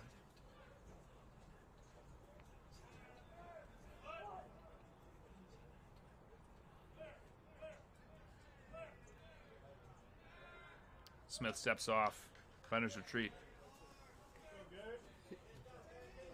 Jack Fenton can't quite close the book on him. 1+ inning pitch. He's given up 2 runs, both earned, and is responsible for both runners on 4 hits, no walks, no strikeouts. 22 pitches, 12 for strikes. You know, it's interesting with the game of baseball play, how much small ball you actually play. A lot of these collegiate levels, you play small ball, you don't just see a coach. I'm very surprised that there's a manager who's coached as long that's actually doing with nobody out. And he looks like he would be, I don't know where he's in the batting order, but I'm surprised he's not just attacking him. Now he had to because he had 2 strikes. Lifted ball to right field. Deep for Alberghini, who makes the catch of the warning track. And Morishige will tag up and advance to third base. Runners on the corners with 1 away for Noah Fields. And a dangerous batter with runners in scoring position. 3 for 3 night, pair of singles, a double, and 2 runs scored.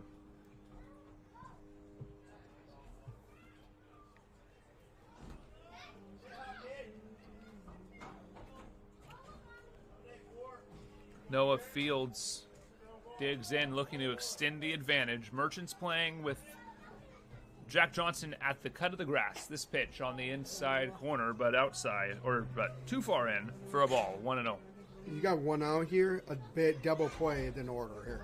You get out of it and you don't even have to worry about the run, but you also got to worry about somebody who's playing small ball here because they're trying to force another run to come in playing small ball. You don't see that very often. Gabe Smith comes home. It's a foul ball shot back towards the Studs dugout. Evens the count at 1-1. Merchants will turn things over to Jordan Justice, Aaron Barber, Jack Johnson, and hopefully Kyle Alberghini and more when we head to the bottom of the 7th inning, and a pitcher warming up for the Studs. You got 2 of them warming up. 1-1 pitch, fouled off, 1-2. You know, another thing we didn't talk about is game flow. How long do you really think games are? We're not even we're 2 hours into this game. Usually these 9-inning games are a lot longer, but you don't know how long they're really going to go. I've been to an inning where you've had 45-minute inning, you've had 30-minute inning. You really just don't know how long a baseball game is going to be. Absolutely true. 1-2 the count. Smith comes home well away. Good stop there by Lucas Delisle.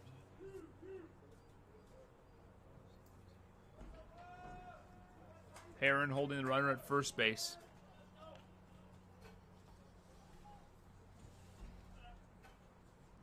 Two.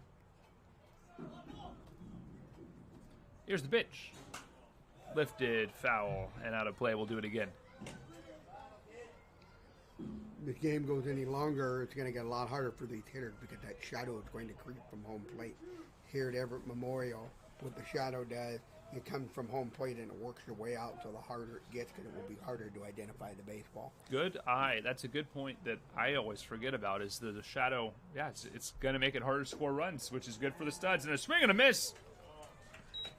Made him look silly on that breaking ball. And the count, or rather, that's strike 3. 2 away. Runners on the corners for Jake Gallagher. Gallagher 0 for 2 with a hit by pitch and a run scored. Yeah, it's hard to call when you get up here and you get the sun beating on you and you're sitting up here in the broadcast booth and you don't know how long the game's going to go and you don't have anywhere to get up, but it makes it long. Ball inside. 1-0 the count to Gallagher.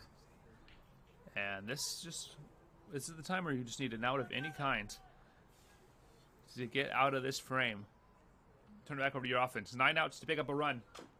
Foul tip into the ground. 1-0 the count. Or rather, 1-1 the count.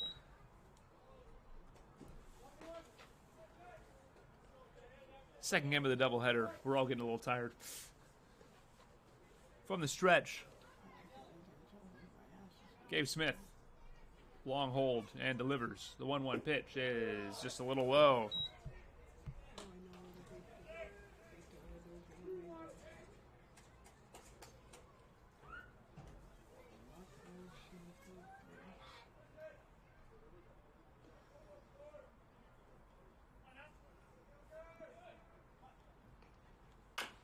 High chopper. Jack Johnson gets it in the glove. Throw across in time. What a play by Jack Johnson to keep the Studs off the board. We head to the bottom half of the 7th inning. Merchants on top of the Studs. Or rather, the Studs on top of the Merchants. 3-2.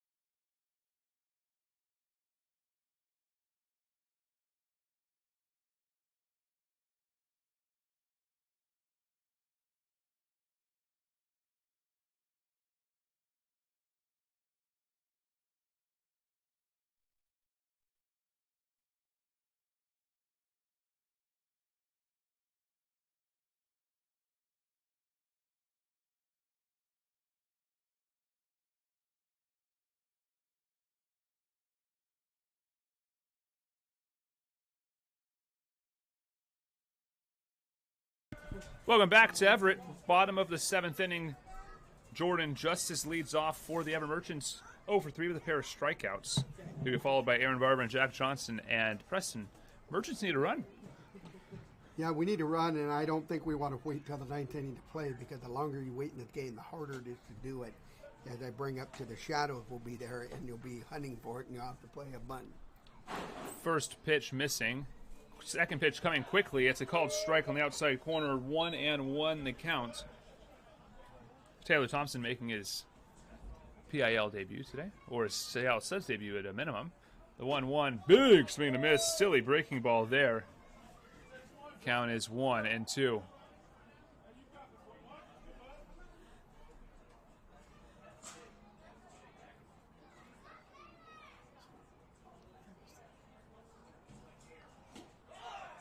Pitch outside, 2-2. Aaron Barber's on deck. He's 2 for 3. Jack Johnson in the hole, 1 for 3. Good part of the lineup for the Merchants. Here's the pitch. It's inside on the hand. No! Called strike 3. And that's out number 1. They'll bring up Aaron Barber. Now batting the second baseman, Aaron Barber. That is not being consistent because earlier in that game we had the same pitch and he called ball 4. That's where you want to be consistent because now you're going as a hitter, you don't know what you're going to get. Yeah, that's a frustrating ball. Or it's a frustrating strike call, as that ball looked to me to miss the plate. Call, strike. To be fair to the home plate umpire, that pitch was in the exact same spot as that pitch that he called a strike 3. So maybe he's figuring it out. Called strike. 0-2 on Aaron Barber. That pitch looked outside. Harold Pyatt's not happy. Harold Pyatt's not very happy pulling his hand next to him because he's opening the zone up. And that pitch fouled off out of play. 0-2. 3-2 studs here in the bottom of the 7th inning. Merchants looking to avoid a 4-game losing streak. Merchants hadn't lost more than 1 game. Merchants hadn't had a losing streak all season, and now they're in danger of dropping 4 in a row. This ball popped up to third, and the shortstop over in time to make the play for out number 2.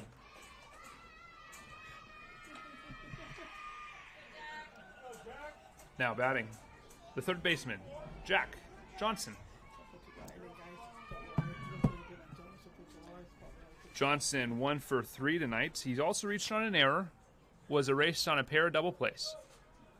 First pitch to Johnson is popped up and foul out of play, 0-1. And Taylor Thompson tearing through this Merchant lineup. Yeah, you've got 7 outs to do it. And you need to come up with something. You don't want to get to the point where it is because those Suds think they have all the momentum. Off the fists and foul out of play, 0-2 quickly. Thompson, 11 pitches, 9 for strikes. And the Merchants have a few people that they can turn to on the bench if they need to. But you don't want to have to use those bench pieces unless you really need to. Here's the 0-2 on the way. It's a ground ball, or rather a line shot to shortstop. And the Merchants go in order. 1-2-3 goes Everett. When we return, top of the 8th inning, Merchants trail the Suds by a score of 3-2.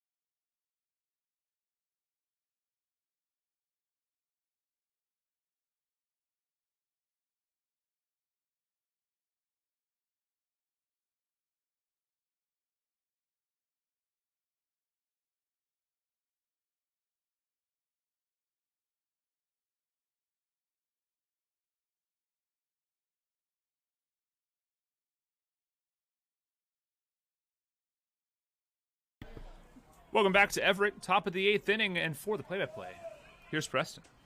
Thanks, Sean. We got 2 innings left. We still got a game to play, but the Merchants need to find out soon what their identity is and try and get a run or two to tie this game up or try and take the lead. Got 6 outs to do it. But first things first, we got to go on defense. Pitch on the way is a strike 1 called. Strike 1, 0-1. Who do we have at the plate? Imiloa Coca, left fielder for the Seattle Studs. He is 1 for 1 tonight with a walk and a sacrifice bunt. The 0-1 pitch on the way is way outside for a ball. It's 1-1 as he will pitch from a not from a windup. He'll go from the stretch. He's set at the belt. He gets the signs from his catcher, and he delivers a 1-1 pitch. Steve Wright called on the outside corner. That was is he being consistent? Well, the umpire says it's a strike. We live with it. 1-2. It's been a rough zone tonight. That's all I'm going to say. Yes. He comes from the belt. The 1-2 pitch on the way. Swung on and missed. Not even close. And he gets the strikeout. 1 out. Now batting, the designated hitter, Cage Hardy. That brings up Cage Hardy, number 28. What has he done this evening? Cage Hardy 1 for 2 tonight with a pair of RBIs, and he's been hit by a pitch. I did IDP. I didn't know what it was. It could have been a And he pitch. goes from the delivery on the way. It's strike 1. He's coming in there, finding the strike zone. And he goes from the belt. He gets to the belt, and he pitches on the way, swung on and fouled away. It is 0-2 as the pitcher. We're trying to get out of this inning so we can get the bats going, right, Sean? Yes, sir. Gabe Smith working from ahead and seems to be working pretty efficiently. 2 Yep. strikeouts. He hasn't allowed a man on in an inning and a third. Yep, the 0-2 pitch on the way is a little bit low. It's 1 ball and 2 strikes. Merchants will send Alberghini, Heron, and Shotani to the plate, barring any pinch hitters. And the pitch on the way, swung on to the shortstop. He gathers it up. He throws it across in time. And there are 1 out in the inning, 2 outs in the inning. And that brings up number 18. Now batting, the shortstop, Trevor Tripoli. What has he done this evening? Tripoli 0 for 3 tonight. He reached on a fielder's choice and had an RBI ground out back in the 6th inning. As the first pitch on the way, swung on, right to Jack Johnson. He gathers himself, he throws it across in time. And that is a 1-2-3 inning for the Studs. We will go to the bottom half of the inning with the home team trailing 1, looking for 1, and much, much more. We'll be back with you in just a moment.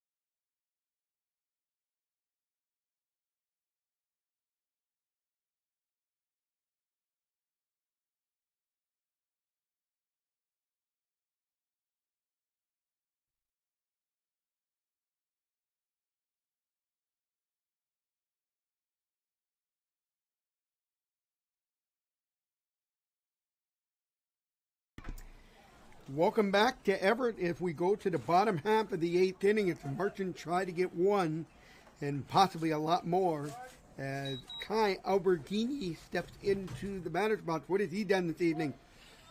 Well, Preston, he has an interesting scoreline as the stats read 1 for 3, but he's been on base all 3 times, reached on a pair of fielder's choices, came around to score the first run the Merchants scored in the game back in the 2nd inning, and was stranded the other 2 times he's reached. That is a 1-1 count. First pitch was high. Second pitch is a strike, and it is 1-1. As we look into Everett, if we look at the field, the shadows start to creep in. As the 1-1 pitch on the way, umpire hesitates for a second and decides to call a strike. It's 1 ball and 2 strikes to come. Shadow's not quite a factor yet, but getting close. As the 1-2 pitch on the way. Swung on and missed out of the zone. Not what he had in mind. And that will bring up the first. Now batting the right fielder, or rather the first baseman, Will Heron. First baseman Got is hit the cycle before. no. Doesn't matter. His name is Will Herring. As the first pitch to Will, the delivery on the way is swung on. Hit deep to center. He goes back to center field, runs off. He hooks up, and that is goodbye baseball all the way. He hits it to deep center over the green monster. And this game is all tied at 3-3. Exactly what the doctor ordered, right, Sean? What it's a brand new ball game. What a home run by Will Heron. Unbelievable at bat. I was just about to say he's been extremely consistent. 3 fly ball outs to right field. That one hit just a little bit harder to straightaway center field. Now batting the designated hitter, Gunnar Shotani. As the next batter steps in, he calls for a strike 0-1. Wow, what a blast. What it gives the Merchants a little bit of a boost. Maybe it gets them to take the lead here as the 0-1 pitch on the way. It swung on, hit to that right field. Right fielder catches it. There are 2 away. We have 2 outs, and we have a brand new game with the next batter coming to the plate. Now batting the catcher, Lucas Delisle. Lucas Delisle comes to the plate, batting in the number 8 hole, wearing number 8. You don't see that very often at 8 and 8 in the lineup. You don't see that. That was very common early in baseball. You get your batting order number based on your jersey number. But Delisle 1 for 1 tonight with this pair of bunts. With a pair of bunts, and the first pitch is called strike 1 right down the pipe by the home plate umpire as the 0-1 pitch on the way. Swung on up to Bo Blacken. Nice catch. Being a catcher, he just caught that right on the bounce. Hey, a great play at third base by Bo Blacken. Yep, as Delisle is in the hole, 0-2, look himself, dig him out of the hole at the 0-2 pitch on the way. It's swung on. It's into the middle. It's going to be converting center fielder, races on and makes the catch. Well, folks, we're a deep home run. 1 run in, 1 hit. We're all tied. We move to the 9th in a 9-inning game. As we move to the 9th, we'll be back right after this.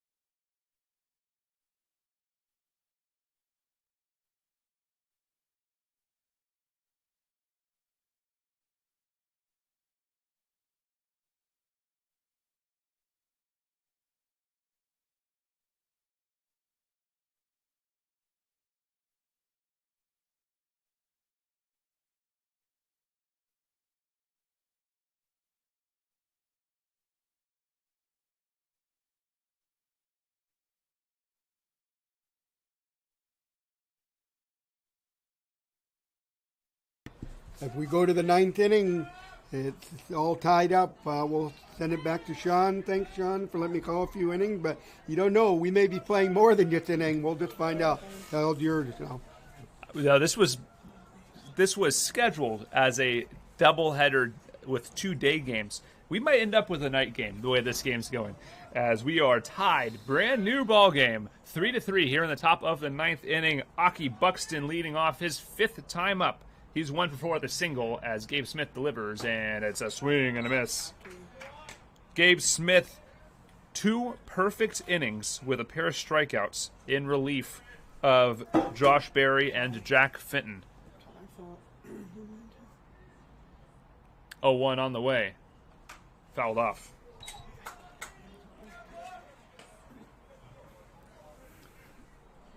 Well, Sean, we don't even want to talk about it, but we can to our broadcast viewers. If they have one inning here, if they would not to come up with one, you go to the Major League one. And I don't. What do you think about putting a man on second base? I have come to peace with the man on second base rule. I'm not a huge fan as that pitch misses low and away, but I think that in regular season games, it's fine.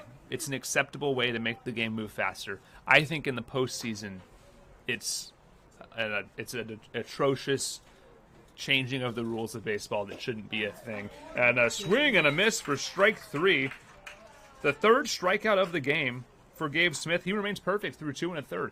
But in the regular season, I think it's fine. Yeah, actually, in the Major League, that's what it is. It is, exactly. It is there.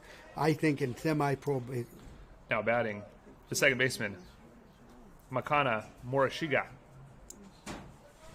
I think here in semi-pro, you should play it out.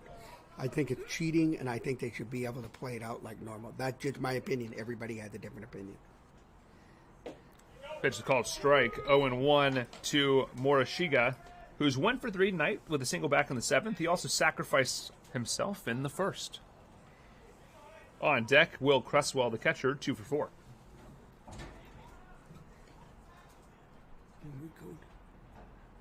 Outside, 1-1.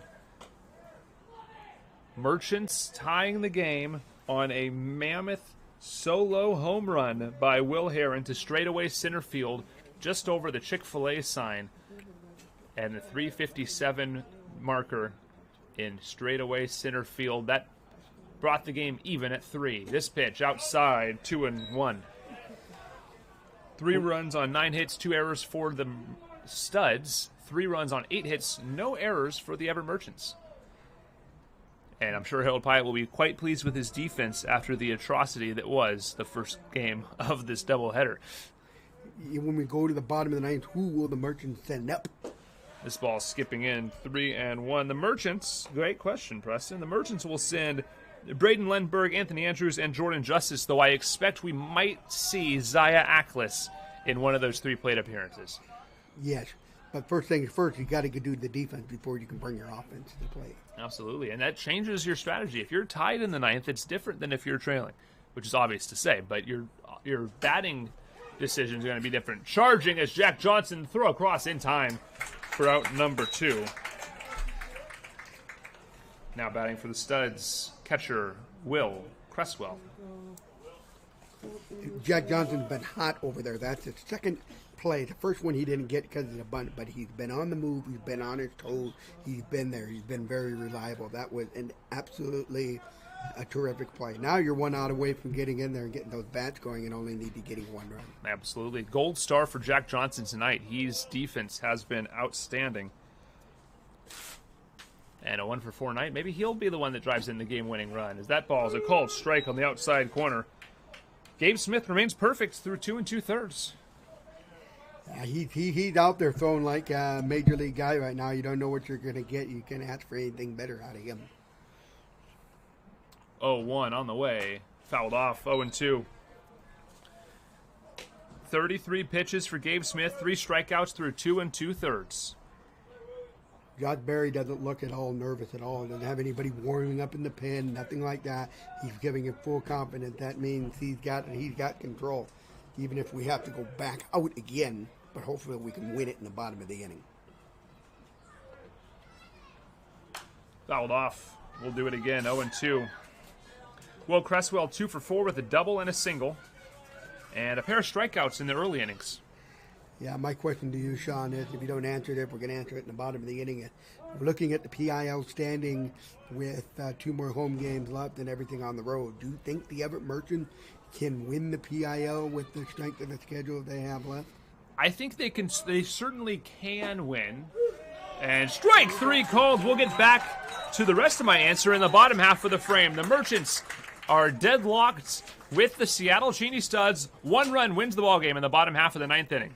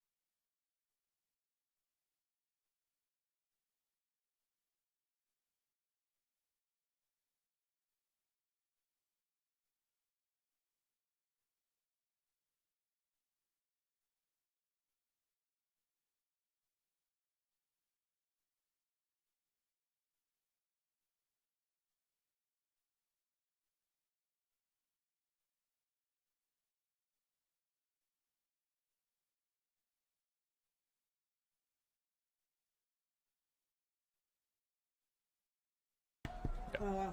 I think he said Welcome back to Everett. Bottom of the ninth inning. Leading off is Braden Lundberg. Aqua Sox in the 0 for 2 with a walk. As he looks to give the Merchants the walk-off win. It's a ball upstairs, 1-0. Oh, come on. Preston, you mentioned whether this team can win the PIL in the regular season, and I think they still can. They've got some very winnable games down the stretch, but they're in a tight race.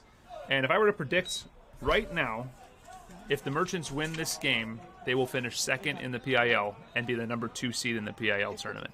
Now, I think they have the strength to win the league in the tournament. I think they're the best team in the league, but the string of losses they have put them in a bit of a bad spot as that ball spikes 10 feet in front of home plate. Is that a foul?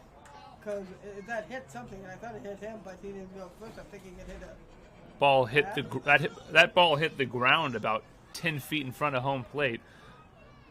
So, Preston, my prediction would be a tight second-place finish with the Blackfins winning the league outright and then the Merchants winning the PIL tournament. What do you think?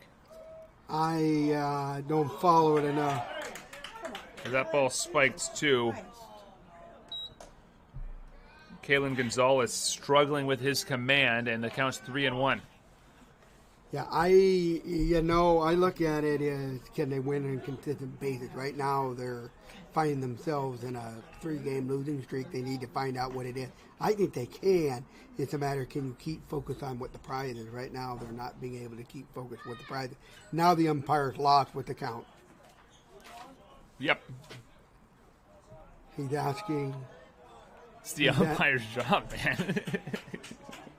He's asking what it is. You don't see that very often. You don't see that, no. Turn around, but it's... The count is 3-1. Yeah, because the first pitch was hit in front. The last one almost escaped him. The first pitch was bounced. It didn't even hit the plate. It bounced up. The count is correct. 3-1. It's in the middle first round. Yeah. And if the umpire has to ask the broadcast booth, it's a problem. Here's the 3-1. It's up and in. Ball 4. Go ahead run on board for the Merchants. And it'll bring up... Who's coming up to bat? Let's see. Number of guys talking. And it's going to be... It looks like it's going to be Zaya Ackles pinch hitting for the Merchants. But we'll wait and see. Pinch hitting for the Everett Merchants. Zaya Ackles. Oh, is that going to be Can I go through? Zaya Ackles, pinch hitting. So now you're going to go to the bench and you're going to go to somebody who can really play small ball here. But he is going to bunt. He is going to bunt. Here's the key. Where can he lay the bunt down? Where can he cross halfway to do it? My guess is he's going to try and force the third baseman in so he can go there and get an out. If you get a man on scoring position, it gives you the next 2 guys, which are your most powerful hitters, coming up to do it. We'll see what happens. I am in favor of a bunt here for sure, and Zaya's got the speed that he can reach. He's already got a few bunt base hits so far this season, and that ball up high, he was showing bunt. That was the plan. Yeah, Harold going through the sign telling Barry what he wants to do. We'll see what happens here. I'll be surprised if he showed bunt again. Infielder's back. Bunt shown. It pulled in. Ooh, boy. Nearly hits him. 2-0. And I think he's going to show bunt until he gets a strike. Yeah, I think he's going to try and throw them off. I don't think, even 2-0, as a coach, I don't know if he would, but you never know when he can bunt. You could throw a bunt down at any time. 2-0. Gonzalez comes home. Runner goes or bluffs, and it's a 3-0 count upstairs. Zaya's going to be taken all the way if I know anything about Harold Pye. Yep. He just pointed out the finger. I just saw him. He said, take. So he's looking for a strike all the way. So we will just see what happens here. From the stretch, Kalen Gonzalez.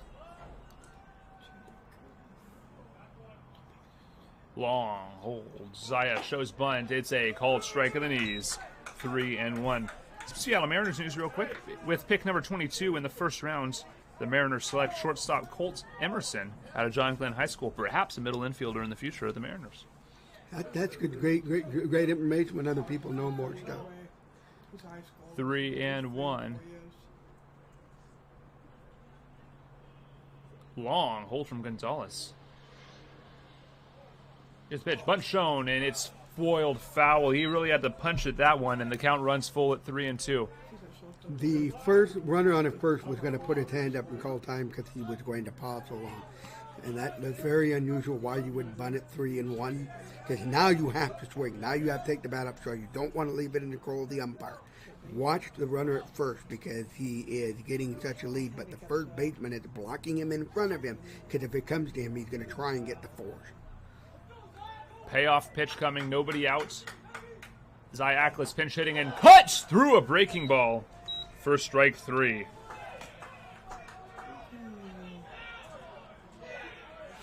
this first? No, this is Fisher. Pinch hitting for the Everett Merchants, number 33, Keaton Fisher. Now, yep. Yeah, now I got Fisher in. You just had to move him Keaton down one. Fisher pinch hitting for And Bob was up next. Yeah. Jordan Justice. So a pair of pinch hitters with a man on at first base in Braden Lundberg. So losing Anthony Andrews and Jordan Justice.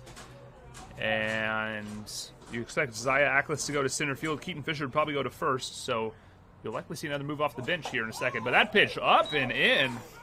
1-0. And some chirping from the Merchants dugout. All in good fun, but trying to get in the pitcher's head, who has not had control all game. Yeah, and he looked like he wanted to take a hard stare at him because he think he was going to. I don't think he was going to intentionally hit him in the head. That would be a bad move, but he's way out of control. Guys up there last. Here's the pitch. Well away, 2-0. 13 pitches for Kalen Gonzalez, only 4 strikes. These are your rivals. These are the games you have to win your division. We need to split it here. From the stretch. Long hold. Long hold. Here's the pitch. It's upstairs, 3-0. Borderline pitch. Good take by Fisher. Aaron Barber on deck. Merchants only need a run to win the game. Yeah, I wouldn't be surprised if he's taking up to Harold what he's going to do. He's probably going to wait for it. I'm taking 3-0 right now with the guys I've got behind. Here's the pitch. Taking ball 4. 4-pitch walk, and there's runners on first and second with 1 away. Now we've got a mound visit, and it might be a pitching change. We'll take a quick break. Merchants with 2 on here in the bottom of the 9th inning in a tie ball game.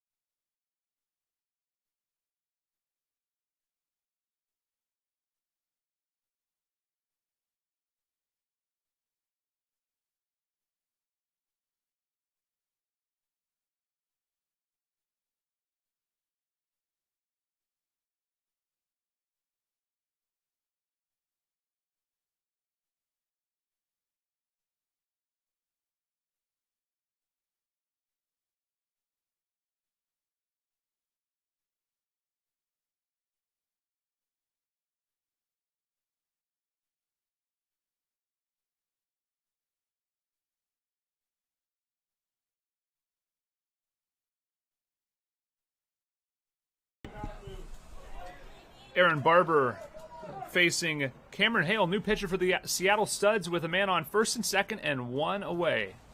Cameron's first pitch is in on the hands for ball one. Cameron Hale, 4 appearances this season, all in relief. 6 runs, all earned, and 8 in the third innings pitched. 8 hits, 7 walks, 9 strikeouts, a 1-0 record, and a 6.48 ERA. So a guy you can get some bats, you can get some hits in on, and that pitch is low and inside for ball 2, 2-0. Yeah, he's going to be looking for a strike. If he does not get a strike here, he will be taking all day. And they will be forced to bring the corner. Everybody would have to come in because the winning run would be on third.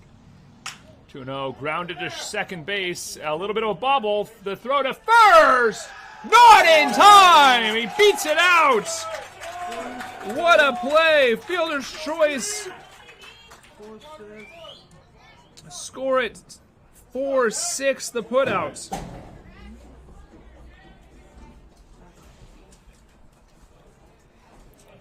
Now batting.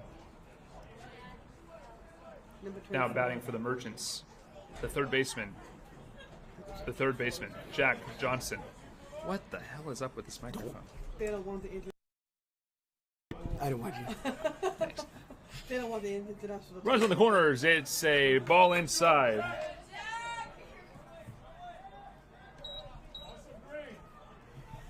The winning run is 90 feet away. A path ball, anything you get it. You have 2 outs in the inning.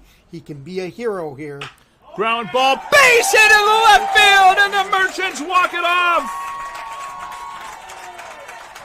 The Merchants win the game on a Jack Johnson RBI single. And you called it, Jack Johnson, the hero of this game, defensive star at third base, and he caps it off with an RBI game-winning single into left field. Wow, what a ball game. What a privilege it is to be with you on this broadcast. I didn't think the doctor ordered it, but Jack Johnson delivers. Thank you for everything. Thank you for letting me come into the broadcast booth with you. I hope everyone at home enjoyed listening to me, and I hope we can do this again. We have 2 more games, maybe do 1 more game with you before we wrap it up. Yeah, let's look into that for sure. So thank you for being on the broadcast, Preston. And Merchants take this one by a final score of 4-3, as we will be back in action on Tuesday night as the Merchants will take on the Northwest Honkers. First pitch of that contest, 7:05 p.m. right here at Funko Field. Until next time, I'm Sean O'Connor for Preston Dwoskin. Have a good night, everybody. Good night, everyone.